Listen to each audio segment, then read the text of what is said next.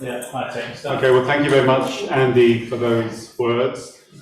It's both great and also obviously not great to see so many of you here today. I'm sure many of you are as kind of distressed and also, I guess, disoriented by what we've seen through the media, what's going on in Ukraine over the last week. I wanted to put this event on partly as an act of solidarity, and I think, as Andy has said already, there will be a collection here for organisations involved in humanitarian relief. But I also wanted to explain what has been going on. I've had quite a few people ask me to explain, and indeed ask me to talk at other events to students at the University in Exeter in particular, where I am a historian and, amongst other things, a historian of Eastern Europe. Historians of Eastern Europe aren't very often actually asked to speak publicly, and it's a rather sad state of affairs that I'm speaking here today. Okay, absolutely at the centre of this conflict is an idea that is extraordinary, an idea that a nation state should not exist, does not have an identity or indeed a right to exist, and a war is necessary to pursue to achieve this aim. On the other hand, for that reason, this is actually a war of national survival, not only for the territory, but also a war for keeping a national idea together.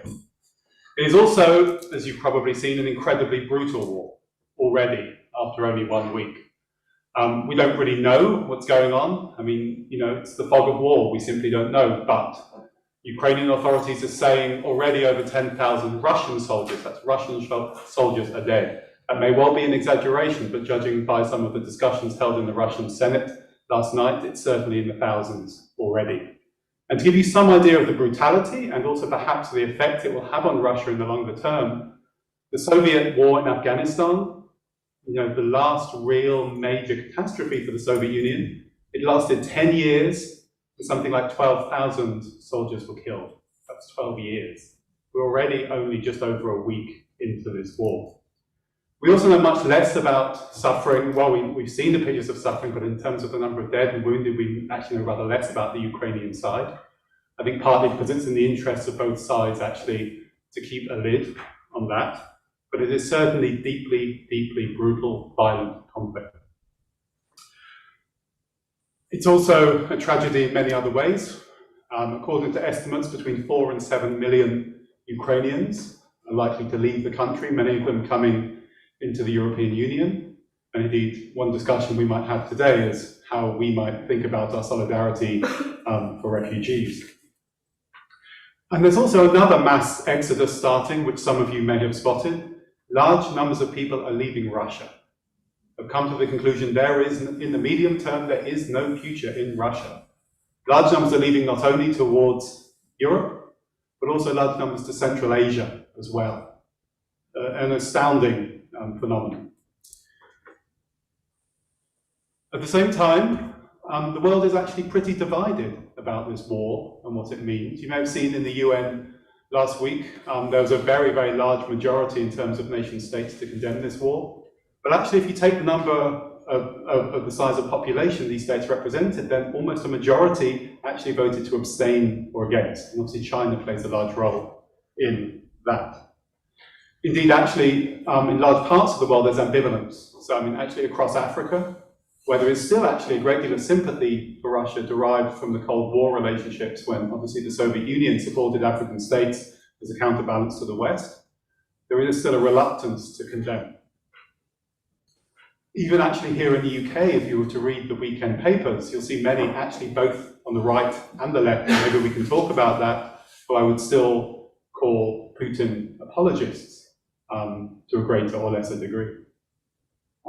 In Russia, it's now forbidden to talk about this as a war. It's a special military operation to, how do they put it, to liberate ethnic Russians in a humanitarian mission who are suffering genocide at the hands of Ukrainian fascists. I will try to explain how anybody could believe that, and I want you to think that people do believe that, and there are reasons why people believe that to be true in Russia. If you call it a war or an invasion, there's now a 15-year prison sentence waiting for you in Russia. So when you're thinking about the bravery of people who are involved in anti-war protest, or indeed what will probably happen, the smaller and smaller numbers able to express anti-war feelings, that is part of the reason. It's really interesting. Put it on Zoom. I'm a historian, and as a historian, I'm going to ask you to look at the big picture. Sorry. I want to ask you to look at the big picture for a little bit, and then I'm going to zoom in on the more recent history of this conflict. So, the first thing I want to say is that partly this war, I think, and I would like to hope, is the last death throes of a form of imperialism that has been dying for a century now. So, the story of the 20th century is the story of the collapse of empires. The first big collapse of empires was indeed in Eastern Europe, right? So you can see here on your left. So the German Empire, the Russian Empire, the Austro-Hungarian Empire all fracture apart. And they form these new states in Eastern Europe. Poland, Czechoslovakia. They're not new states, sometimes they're reformed states. We have this host of states emerge. This is a really major first act of decolonization of the 20th century. Then, as you know, after the Second World War, the Western European empires, Britain, France, Netherlands, Belgium, Portuguese, and so on, they collapse too. But after World War I, as is very obvious from the map here, Ukraine is not founded as a nation state. There are nationalists who want it to be founded as a nation state, but it is not. And indeed, Ukrainian nationalists will go on petitioning the United Nations across the 20th century for that to exist.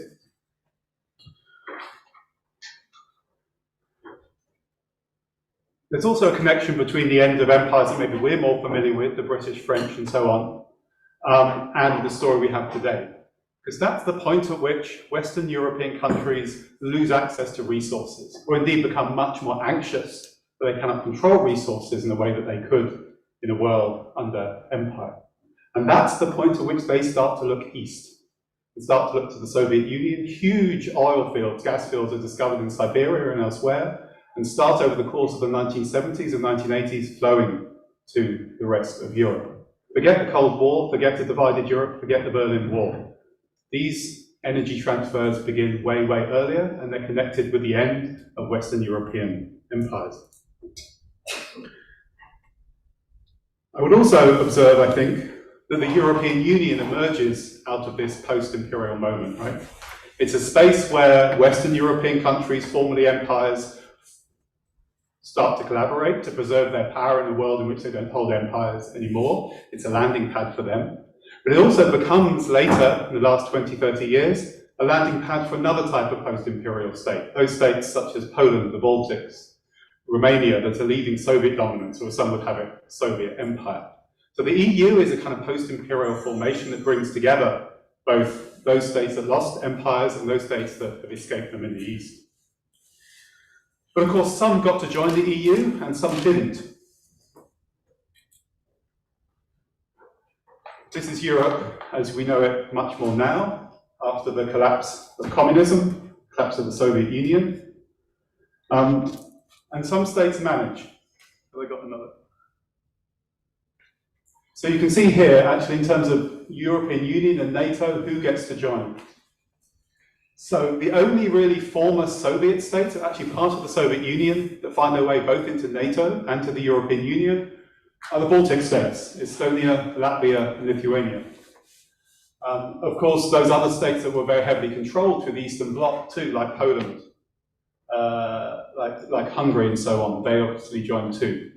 Ukraine is founded as a nation state, really for the first time in 1991, but is not ever thought of as a European Union candidate, at least not until much, much later. I also just want to stress something about NATO, because actually this is something that I hear particularly from my friends on the left, that NATO is somehow to blame for what's going on here, that an overly aggressive NATO pushed up to the boundaries of Russia, and what would you expect, right? I'm very critical of NATO in many ways, roles around the world, okay? But it's actually quite distinct from what's going on here. Why?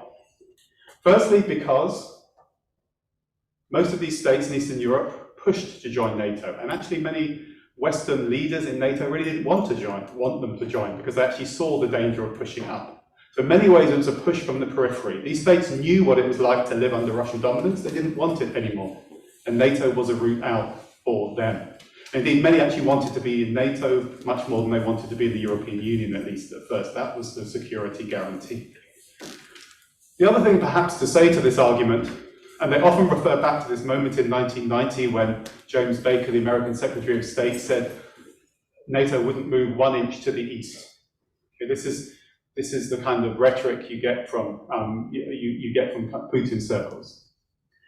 It's true there probably was some kind of informal discussion at that time, but it was also rescinded. So it also went back on by Gorbachev in 1990. So I can go into the details of it. It's not particularly important. But also during the 1990s, Yeltsin tried to get Russia to join NATO. A lot of water has gone under the bridge since then, and the idea that Russia was always against NATO, always afraid of NATO, is something that's part of Putin's propaganda. And it's not something that was there, actually, when he came to power for most of the 2000s. He didn't say this. It only happened really after 2012. So it's part of his rhetoric, his propaganda.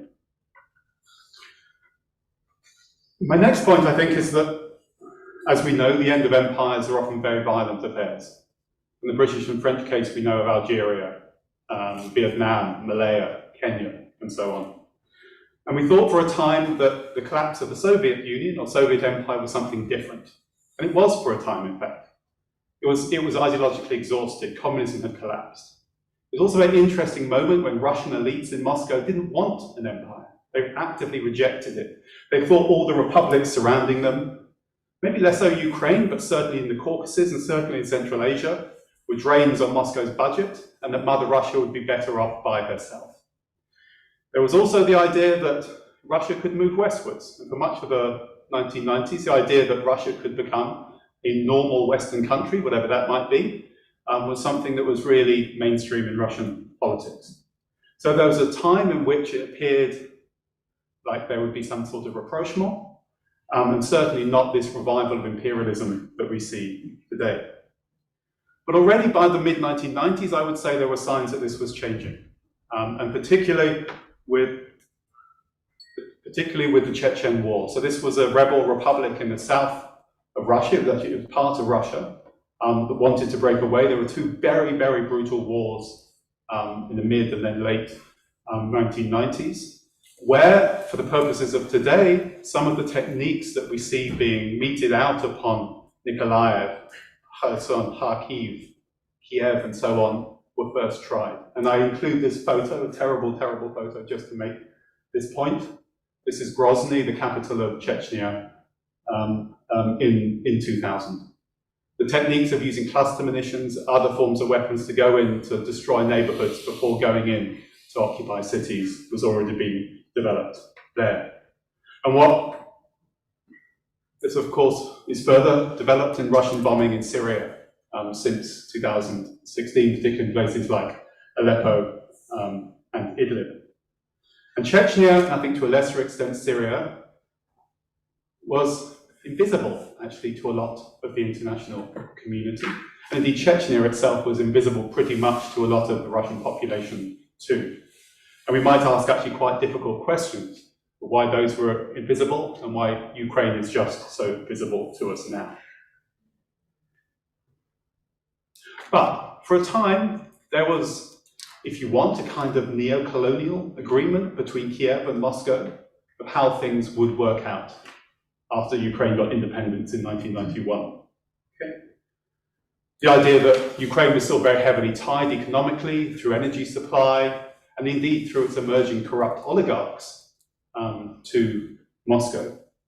But increasingly, that shifts. Increasingly, a more assertive idea of Ukraine, both the Ukraine that doesn't want corrupt oligarchs, one that connects that kind of corruption to Moscow and starts to look west, begins to emerge.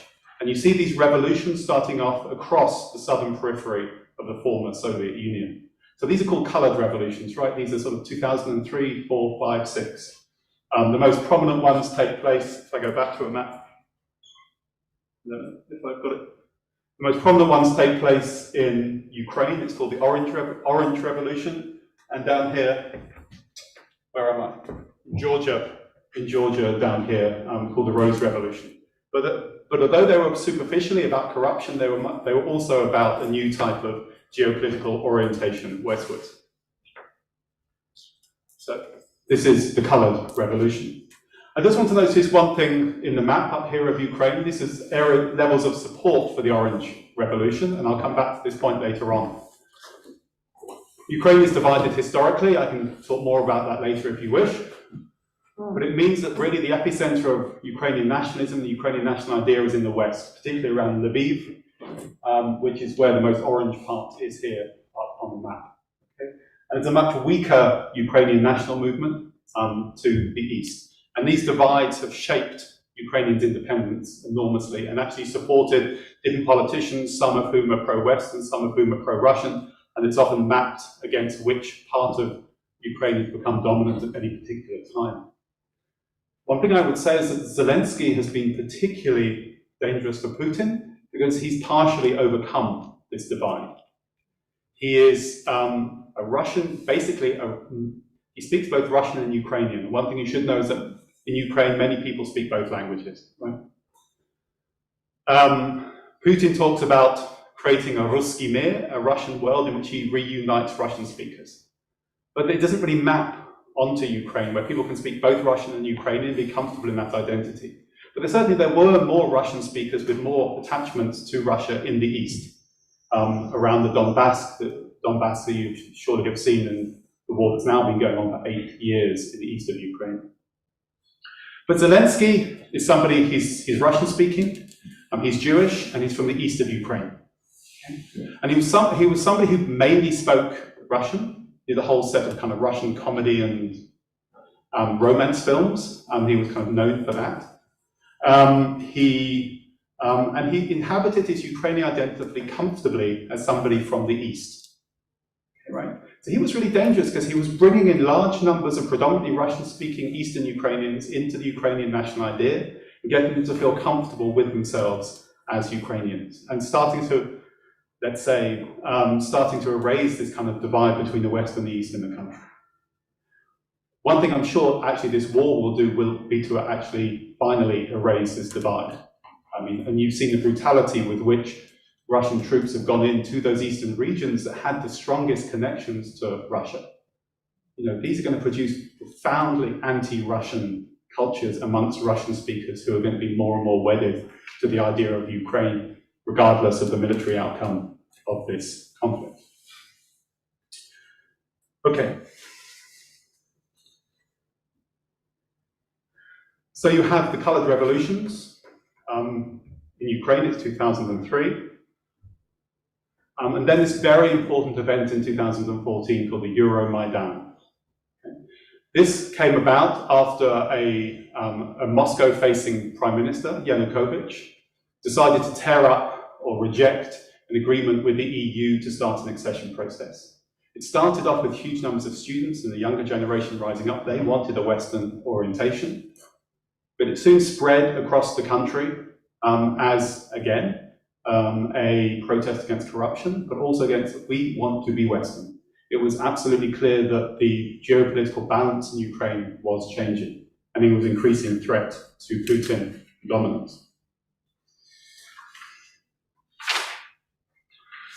But we also have to understand, yeah, I just wanted to also note this, if people want to read more, particularly about Eastern Ukraine, and particularly about the war that's affected that in the last 8 years, there's some quite incredible war literature that has come out of that, and I would encourage you to read some of it. This is probably the best known book by Serhiy Shadan called The Orphanage. Anyway. And now I want to come to say something about Putin and about the kind of ideology that lies behind this war. As I say, he wasn't always like this. When he came to power in 1999, he was called the German in the Kremlin, the idea that he was going to reset relations, look westwards. Indeed, actually, as late as 2009, Hillary Clinton would call for the reset, if you remember this a decade ago. So it still seemed possible even then. And it's really the last decade where this other orientation has started to emerge. And it's a scary thought. So the center is the idea of the Ruski Mir, the Russian world. Sometimes this can just be about an alliance of Russian speakers. It doesn't necessarily have to have negative connotations, but in Putin's iteration, it most certainly does. Increasingly, there was a thought that Russia had a separate spiritual civilization that was something superior to and utterly different from that of the West. This is an ideology which is, I say, patriarchal, very religious, orthodox, and very, very anti-liberal. I would also say that in part of its spread, the West is very, very complicit. There are large numbers of political forces across the West that have admired Putin for his reaction against what they see as excessive individualism, consumerism, secularism, and so on. You know, you see it with Trump, you see it with Le Pen, all sorts of people. And of course, there is also a very important story here, which I will come to. Absolutely central to this Ruski Mir idea has been the Orthodox Church, in particular this figure you can see to Putin's left. This is the Patriarch Kirill, who's very much been at the center of developing this very kind of violent, I'd say almost fascistic idea of a battle against unbelievers and against what he calls radical secularism in the West. One point about this Ruski Mir is that Kiev is at its imaginary center. Kiev Rus is seen as the origin point for Russia and as a spiritual, sort of spiritual center. Putin himself has turned amateur historian. Some say that he spent too long during the pandemic down in the Kremlin archives. And us historians know that when politicians turn amateur historians, bad things are afoot. And this is certainly the case here. In July this year, he produced a screed, which is actually remarkably well researched, if only based on very, very few sources, called On the Historical Unity of Russian and Ukrainian and Ukrainians. Okay. So he calls Russians and Ukrainians are a people, a single people, a single whole, he says. Now, one thing you have to know is that there are huge numbers of cultural, religious, all sorts of connections between Ukraine and Russia. This is not false in and of itself. I mean, many of the great Russian writers, Bulgakov, Gogol, and so on, came from Ukraine, went up to Moscow, and so on. But this doesn't mean you have to turn these stories of cultural and spiritual interconnection into a rationale for invasion and takeover. You may have heard also that Putin wishes to denazify Ukraine. The Russian speakers have been terrorized by a right-wing Ukrainian elite. It's important to say just how ridiculous this claim is. It's built on a World War II myth, an idea of Ukrainian nationalist movements, and there were Ukrainian nationalist movements who were anti-Semitic, who killed Jews, who killed Poles, and so on, as there were actually in many countries in Europe during the Second World War. But the actual influence of these groups today is absolutely tiny. That's the first thing to say. They get maybe 1 or 2% of the polls. They have no real political power. But Putin constantly makes these links back to World War II in order to make this powerful point. It's also ridiculous, as their president, Zelensky, is himself Jewish, lost family members in the Holocaust, and indeed received 73% of the vote at the last election. Nobody had a problem with the Jewish president. You may have also seen the very sad pictures of the most significant Holocaust memorial site in Ukraine, that is Babi Yar, was bombed accidentally by the Russians last week. So Putin, absolutely the center of Putin's mindset is history, right? Of recovering these lost Ukrainian territories that once were an integral part of the Russian world. In fact, were in many ways a starting point of the Russian world in Kiev. And to that he brings two particular understandings embedded in his own life, of the Second World War and of the collapse of the Soviet Union, which kind of bookend much of how he sees the world. What do I mean by that? Well, I'll firstly say that many different states struggle to think about how to put the end of empires and World War II together, and Britain is one of these, right? A lot of historians would say that, you know, the memory of the Second World War and the victory over Nazism is something that substitutes for the loss of empire and British national identity. We can talk more about that. But in the case, there's a much more darker, I think, reading of this in Putin's mind. World War II for him, what's called the Great Patriotic War, this is what the Soviets called it, and this is what Russians still call it today, is the moment of greatest triumph in the modern world for Russia. It's a moment when they saved the world from fascism. And they have some, you know, there is some truth to this claim. You know, 75% of German troops were killed by Soviets.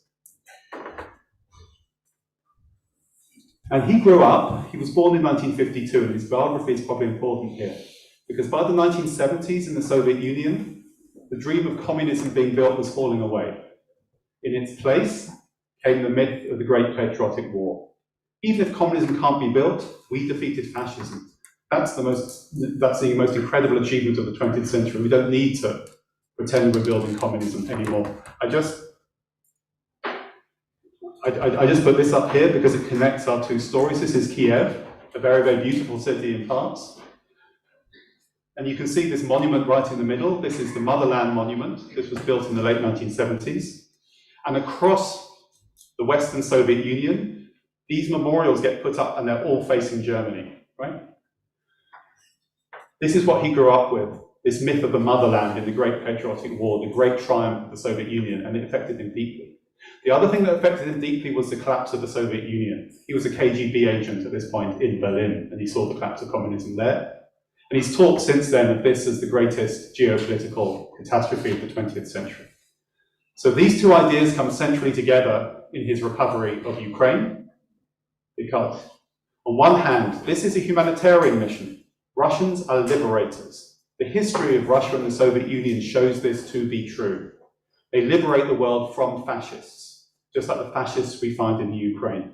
And we do that to overcome the shame of all that we lost in the collapse of the Soviet Union. So these two central events really, really shape the ways in which he sees the world. Okay, the last thing I just want to talk about today, because I think it's very important if we're thinking about Ukraine, what Ukraine is, what it means as a nation state, right? Because I said it's really only existed since 1991 as a nation state. There were some attempts just after the Russian Revolution, but they were very fragile and did not last very long. So just to give you an idea, right, to give you some background. You could go back a long way. I'm not going to go back a long way. I'm going to go back to the mid-19th century, right? This is a point when lots of nationalists are coming up with ideas for nations. We don't think about this so much in Britain because, you know, our kind of British idea was founded, you know, really in the kind of 18th century after Union and within empire. It's a different story. But for many countries, certainly many countries in Europe, the mid-19th century is a massively important moment for the building of a nation. At that point, it's a pretty elite thing in Ukraine, a few intellectuals, trying to create schools, language, and it's clamped down on by the Russian Empire. You cannot do this. They're also terrified. There's been a huge uprising in Poland, and they're terrified of a Ukrainian uprising too, right? So they clamp down on it. And all the way through to the Russian Revolution, you have people who preserve the idea of Ukrainian culture, start building it, the idea of a Ukrainian nation, but it's kept down. After the Russian Revolution, actually the Bolsheviks tried to suppress Ukrainian nationalism for a time, but not for very long. In 1922, the Ukrainian Socialist Soviet Republic is formed. And that's formed partly because the Bolsheviks agree that if it joins, it can start building a Ukraine within the Soviet Union. So you start, for the first time, to have education in Ukrainian, you know, printing presses in Ukrainian, literature being really published and widely distributed in Ukrainian. This is I get this image from this. This is, you know, this is the Bolsheviks trying to encourage Ukrainian peasants to read in their own language, right? So you have this moment in the 1920s. And if you look in Putin's screed, he's obsessed with the year also 1922. Because he says this is the moment when a fake nation, from his point of view, was born. This is the point at which you could start doing education, it could start publishing books, right? It's not a great jump to notice we're exactly 100 years after that date. And I would not be at all surprised if Putin, in his mind, sees this idea of overcoming the ignominy of 1922 with the recapture of Ukraine today. But the story of Ukraine under the Soviet Union is not a glorious one. The Soviet Union is often called the prisoner of nations, and with good reason. And by the 1930s, Ukrainian culture is stamped down upon under Stalin. And you have what Ukrainians call the Holodomor, that is the Ukrainian famine. So it was partly out of the suppression of nationalist Ukrainian elites that actually communication breaks down between Moscow and Ukraine, and eventually leads in 1932-3 to an enormous famine, in which 3 to 4 million Ukrainians died. These are some images from the time, and also the importance of remembering this famine to Ukrainian identity today. So since 1991, this whole idea that the Soviet Union was a prisoner of nations, it oppressed us, it killed 3 to 4 million of our people, is absolutely central to the building of what it means to be Ukrainian today. You can see Zelensky at the top visiting the Holodomor memorial up here. Okay. And this is one of the huge divergences you can see with Russia, right? Russia still celebrates lots of the communist period. Ukraine simply does not. So it's a more complex history, but there's a variety of waves of suppression and flowering of Ukrainian culture under the Soviet Union. But eventually, Ukrainian nationalist movements takes off in the late 1980s, and then with the collapse of the Soviet Union, the Ukrainian state is at last founded in 1991. And one thing that's really important to say is that there was mass support for it. It was 80-something% for independence. And not only in Western Ukraine, as I said, but also in Eastern Ukraine. So the parts that are now occupied, or have been occupied for 8 years, that is Luhansk and Donetsk in the east, they voted like 83% to join Ukraine. Okay? It was a very, very powerful idea at that moment. The only place it didn't was actually Crimea, which is a very large Russian ethnic population, but they still voted a majority, like 53% to join. But as you know, Crimea too was the first space really to be seen as a place to pick off from Ukraine. Indeed, actually, Crimea was only given to the Ukraine in the 50s, in the Soviet Union, partly because Khrushchev, who was a Secretary General at the time, was also Ukrainian and gave them as a gift. There's another story behind it. Anyway, Russia has now taken that back. Since then, almost finished. Since then, there's been all sorts of contestation over national identity, but it's become much, much more powerful in the last 5, 6, 7, 8 years. This is partly why Putin is so offended by it. You can see the real Ukrainian nation actually emerging before him. My last thing I want to say is that the experience of the war will only reinforce this. That even if there is military defeat in the short term, I think in the longer term, you will actually have the very profound sort of unification of Ukrainian national identity through this experience. As we know, nations are often forged in war. Anyway, that's what I wanted to say on the academic side, but I also have some things I'd like to say in terms of solidarity, but maybe I'll leave that there for now. Thank you.